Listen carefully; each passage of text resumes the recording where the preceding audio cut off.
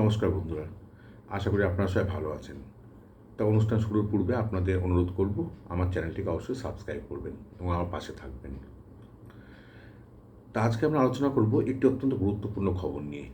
সেটি কি? সেটি হলো বাংলাদেশের রাজনীতি, শেখ হাসিনা নির্বাচন, ইউনিট সরকারের অভিযোগ এবং ভারতের ভূমিকাকে ঘিরে তৈরি হওয়া যে বিতর্ক সেটা নিয়ে। তা সম্প্রতি ইউনিট সরকার অভিযোগ তুলেছে কি, যে ভারতের দুটি শহর কলকাতা এবং দিল্লিতে আওয়ামী লীগ তাদের শাখা অফিস খুলেছে এবং সেখান থেকে তারা নাকি বাংলাদেশ বিরোধী কাজকর্ম চালাচ্ছে। ইউনিট সরকারের অভিযোগ এটাই। এখন প্রশ্ন হচ্ছে, এটা কি সত্যি? ভারতের আইন কি এটা করার অনুমতি দেয়? আর এই অভিযোগের পেছনে ইউনিট সরকারের আসল উদ্দেশ্যটা কি? তা আজকের ভিডিওতে আমরা ধাপে ধাপে এগুলো নিয়ে ব্যাখ্যা করব, তাই অনুরোধ করব আপনারা ভিডিওর শেষ পর্যন্ত থাকুন। তা প্রথমে আসি শেখ হাসিনার বর্তমান অবস্থান প্রসঙ্গে। আপনারা জানেন, 1 বছর আগে বাংলাদেশের রাজনীতির বড় পরিবর্তন ঘটে। শেখ হাসিনার আওয়ামী লীগ সরকার ক্ষমতাচ্যুত হয়, ইউনিট সরকার ক্ষমতায় আসে এবং সঙ্গে সঙ্গে আওয়ামী লীগের বিভিন্ন নেতা নেত্রীরা গ্রেপ্তার হন। তার কিছুদিন পর আমরা দেখতে পেলাম আওয়ামী লীগকে পুরো নিষিদ্ধ ঘোষণা করে দেওয়া হলো বাংলাদেশে। এমন পরিস্থিতিতে শেখ হাসিনার সামনে কোনো উপায় ছিল না, কোনো পথ ছিল না। তিনি ভারতে এসে আশ্রয় নিলেন। ভারত সরকার তাকে রাজনৈতিক আশ্রয় দিল। শুধু আশ্রয়ই না, ভারত শেখ হাসিনাকে মানবিক সহায়তা প্রদান করলো এবং নিরাপত্তা প্রদান করলো। এখন প্রশ্ন উঠছে, ভারত কেন এটা করলো? এই যে ভারত এটা করলো, এর পেছনে লুকিয়ে আছে বাংলাদেশের সঙ্গে ভারতের দীর্ঘ সম্পর্কের ইতিহাস। ভারত সবসময় আওয়ামী লীগের একটা ঘনিষ্ঠ বন্ধু হিসাবে বিবেচিত হয়। মুক্তিযুদ্ধ শুরুর সময় থেকে বিভিন্ন সময়ে ভারত আওয়ামী লীগের পাশে থেকেছে। ফলে শেখ হাসিনাকে আশ্রয় দেওয়া ভারতের কাছে শুধু রাজনৈতিক একটা ব্যাপার নয়, এটা একটা কৌশলগত সিদ্ধান্ত। কিন্তু এই সিদ্ধান্তটায় ইউনিট সরকারের কাছে অন্যরকম একটা বার্তা দেয়। তাদের মনে হলো যে ভারত আওয়ামী লীগকে আবার রাজনীতিতে টিকিয়ে রাখার চেষ্টা করছে, আর এখান থেকে তাদের মনে ক্ষোভ জ্বলতে শুরু করে দিল। আর এই ক্ষোভ থেকেই ইউনিট সরকারের এই নতুন নতুন অভিযোগ সেটি সামনে এসেছে। তাদের দাবি যে বাংলাদেশের আওয়ামী লীগ কলকাতা এবং দিল্লিতে অফিস খুলেছে, শাখা অফিস খুলেছে এবং সেখান থেকে তারা বাংলাদেশ বিরোধী কাজকর্ম চালাচ্ছে। তা একটা জিনিস আপনাদের ভাবতে হবে, যে একটা দল যাকে বাংলাদেশে নিষিদ্ধ করা হয়েছে, সেই দল বিদেশে বসে অফিস চালায়, তাহলে এর রাজনৈতিকভাবে কি আমরা বুঝতে পারি? ইউনিট সরকারের দাবি কি না, এই কলকাতা এবং দিল্লি অফিস থেকে তারা বাংলাদেশ বিরোধী কাজকর্ম চালাচ্ছে, মানে তারা আওয়ামী লীগ বিদেশের মাটি ব্যবহার করছে এবং বাংলাদেশের আভ্যন্তরীণ রাজনীতিতে তারা প্রভাব বিস্তার করার চেষ্টা করছে, কেননা তারা বাংলাদেশ নিষিদ্ধ হয়ে ঘোষণা হয়ে গেছে। তা এখানে আপনাদের উদ্দেশ্যে আমি একটা প্রশ্ন রাখতে চাই, যে কোনো রাজনৈতিক দল বিদেশে গিয়ে এরকম শাখা অফিস খুলে কি কার্যক্রম চালাতে পারে? না এটা একটা ইউনিট সরকারের একটা প্রচারের অংশ? ইউনিট সরকার চাইছে কি এরকম একটা ধারণা সবারই মধ্যে ছড়িয়ে দিতে, যাতে আওয়ামী লীগ এটা প্রমাণিত হয় বাংলাদেশের মানুষের কাছে যে আওয়ামী লীগ আর বাংলাদেশের দল না, এটা একটা ভারতের আশ্রিত দল। তো এবার আসি ভারতের অবস্থান প্রসঙ্গে। তা অভিযোগ ছড়ানোর পর ভারতের যে বিদেশ মন্ত্রক সাংবাদিক সম্মেলন করে ভারতের অবস্থান স্পষ্ট করে দিয়েছে। ভারত জানিয়ে দিয়েছে যে ভারতের আইনে কোনো বিদেশি রাজনৈতিক দলকে এভাবে ভারতে অফিস খোলার পারমিশন দেওয়া হয় না। মানে ধরুন, পাকিস্তানের মুসলিম লীগ কি আমেরিকার রিপাবলিকান পার্টি কি ইংল্যান্ডের লেবার পার্টি, এরকম বিদেশের যে কোনো দলকে ভারতের অফিসে এসে শাখা অফিস খুলবে, ভারতের আইন সেটা অনুমতি দেয় না। এবং সেটা যেমন অন্য দেশের ক্ষেত্রে প্রযোজ্য, সেটা আওয়ামী লীগের ক্ষেত্রে প্রযোজ্য। অর্থাৎ ভারত বলছে যে এটা একটা গুজব, পুরো মিথ্যা, অভিযোগটা পুরো মিথ্যা। তবে ভারত এটা বলছে যে কি, শেখ হাসিনা ভারতে আছে, এটা সত্যি কথা, কিন্তু ভারতের মাটি ব্যবহার করে উনি বাংলাদেশ বিরোধী কাজকর্ম করছেন, এটা ঠিক না, এটা সম্পূর্ণ ভিত্তিহীন একটা অভিযোগ। তা ভারত যে একটা প্রতিক্রিয়া দিল, এটাকে বাংলাদেশের বিশ্বাসযোগ্য মনে হচ্ছে?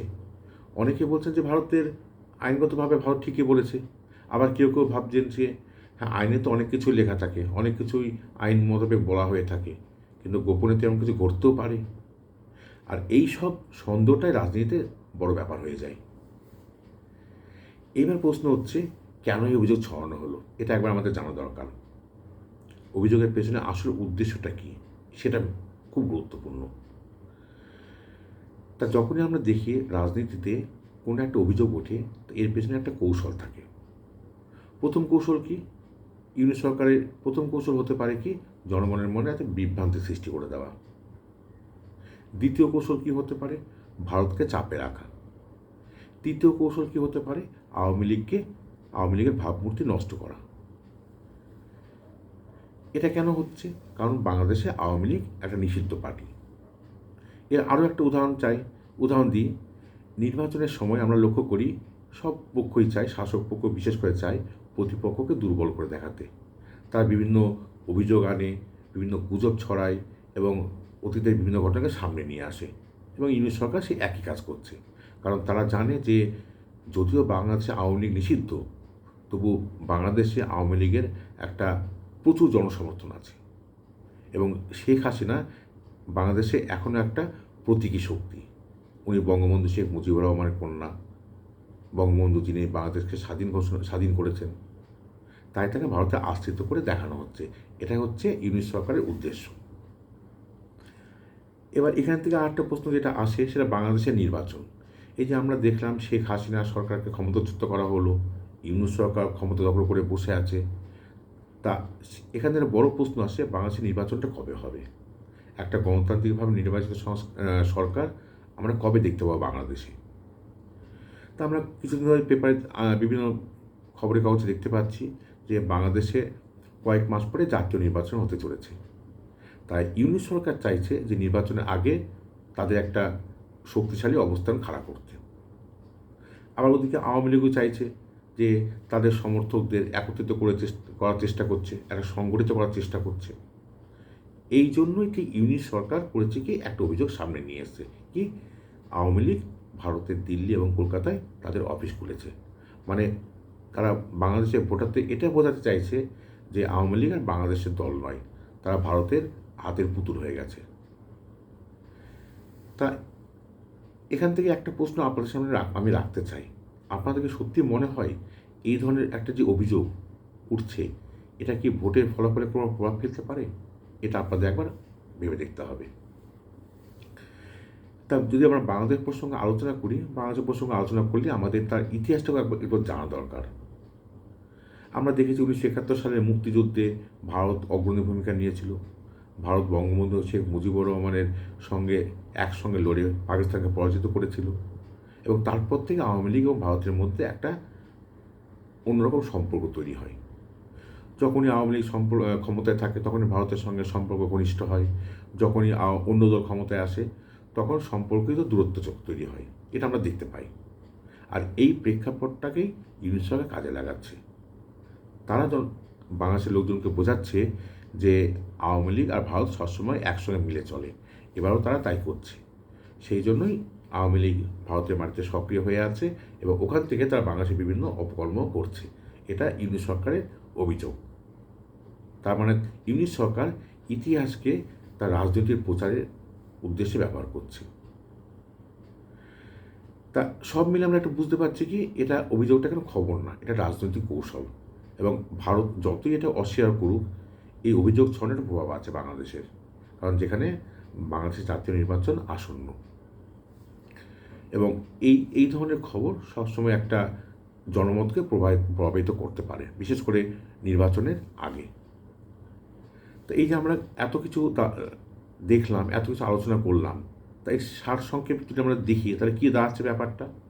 শেখ হাসিনা ভারতের নির্বাচনে আছে, ইউনিট সরকার ক্ষুব্ধ হয়ে আছে, বাংলাদেশের নির্বাচন সামনে, আর এই অবস্থায় ভারতের নাম টেনে একটা নতুন অভিযোগ সামনে এগিয়ে দেওয়া, সব মিলিয়ে এটা একটা রাজনৈতিক কৌশল ইউনিট সরকারের।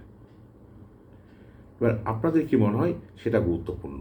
আপনারা আপনাদের কমেন্টটা অবশ্যই মতামতটা কমেন্টে জানাবেন। আশা করি আমাদের চ্যানেল আপনার ভালো লাগবে, এবং অবশ্যই আমাদের চ্যানেলটাকে সাবস্ক্রাইব করতে ভুলবেন না। নমস্কার, ভালো থাকবেন।